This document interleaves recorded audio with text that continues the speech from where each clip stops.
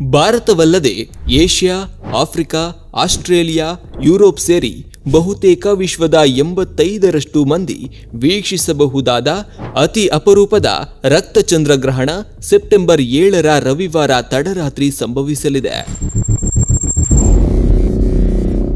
Asia ಹಾಗೂ ಆಸ್ಟ್ರೇಲಿಯಾದಲ್ಲಿ ಆರಂಭದಿಂದ ಅಂತ್ಯದವರೆಗೂ ಉತ್ತಮವಾಗಿ ಗ್ರಹಣ ಗೋಚರವಾಗಲಿದೆ. ಆದರೆ ಉತ್ತರ ಹಾಗೂ ದಕ್ಷಿಣ ಅಮೆರಿಕಾದಲ್ಲಿ ಗ್ರಹಣದ ವೇಳೆ ಹಗಲಾಗಿರುವ ಕಾರಣ ಅಲ್ಲಿ ಗೋಚರವಾಗುವುದಿಲ್ಲ. ಚಂದ್ರಗ್ರಹಣವನ್ನ ಬರಿಗಣ್ಣಿನಲ್ಲೇ ವೀಕ್ಷಿಸಬಹುದಾಗಿದೆ. ಸುಮಾರು 82 ನಿಮಿಷಗಳ ಕಾಲ, ಅಂದರೆ ಸಾಮಾನ್ಯ ಗ್ರಹಣಗಳ ಸಮಯವನ್ನು ಮೀರಿ ಈ ಸಂಪೂರ್ಣ ಗ್ರಹಣ ಸಂಭವಿಸುವ ಕಾರಣ ಇದು ಈ ವರ್ಷದ ಮಾತ್ರವಲ್ಲದೆ ಇಡೀ ದಶಕದ ಸುದೀರ್ಘ ಗ್ರಹಣ ಎಂದು ಗುರುತಿಸಲಾಗಿದೆ. ಅಲ್ಲದೆ 7 ವರ್ಷಗಳ ಬಳಿಕ ಭಾರತದಲ್ಲಿ ಗೋಚರವಾಗುತ್ತಿರುವ ಕಾರಣ ಭಾರತೀಯರಿಗೆ ಇನ್ನಷ್ಟು ವಿಶೇಷವಾಗಿದೆ. ಗ್ರಹಣ ಆರಂಭ ಸೆಪ್ಟೆಂಬರ್ 7ರ ರಾತ್ರಿ ಗಂಟೆ 9:57ಕ್ಕೆ. ಸಂಪೂರ್ಣ ಗ್ರಹಣ ರಾತ್ರಿ ಗಂಟೆ 11ರಿಂದ 12:22ರವರೆಗೆ.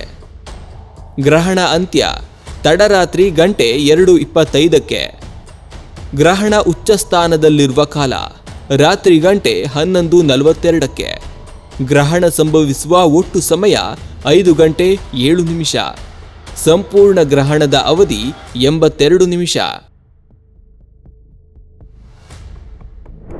ಈ ಗ್ರಹಣವು ಈ ವರ್ಷ ಸಂಭವಿಸುತ್ತಿರುವ ಮೊದಲ ಸಂಪೂರ್ಣ ಚಂದ್ರಗ್ರಹಣವಾಗಿದ್ದು, ಇದಕ್ಕೂ ಮೊದಲು ಮಾರ್ಚ್ 29ರಂದು ಭಾಗಶಃ ಚಂದ್ರಗ್ರಹಣ ಗೋಚರಿಸಿತ್ತು. ಅಲ್ಲದೆ ಭಾರತದಲ್ಲಿ ಗೋಚರಿಸುತ್ತಿರುವ ವರ್ಷದ ಮೊದಲ ಪೂರ್ಣ ಚಂದ್ರಗ್ರಹಣವೂ ಇದಾಗಿದೆ. ಈ ಮುಂಚೆ 2018ರಲ್ಲಿ ಸಂಪೂರ್ಣ ಚಂದ್ರಗ್ರಹಣವು ಭಾರತದಾದ್ಯಂತ ಗೋಚರವಾಗಿತ್ತು. ರಕ್ತಚಂದ್ರಗ್ರಹಣ ಹೆಸರು ಬರಲು ಕಾರಣವೇನು? ಈ ಗ್ರಹಣದ ವೇಳೆ ಚಂದ್ರನು ಕೆಂಪು ಬಣ್ಣದಲ್ಲಿ ಗೋಚರಿಸುವ ಕಾರಣ ರಕ್ತಚಂದ್ರಗ್ರಹಣ ಎಂಬ ಹೆಸರು ಬಂದಿದೆ. ಗ್ರಹಣದ ವೇಳೆ ಸೂರ್ಯ ಹಾಗೂ ಚಂದ್ರನ ನಡುವೆ ಭೂಮಿ ಬಂದು ಸೂರ್ಯನ ಕಿರಣಗಳು ಚಂದ್ರನ ಮೇಲೆ ಬೀಳುವುದನ್ನು ತಡೆಯುತ್ತದೆ.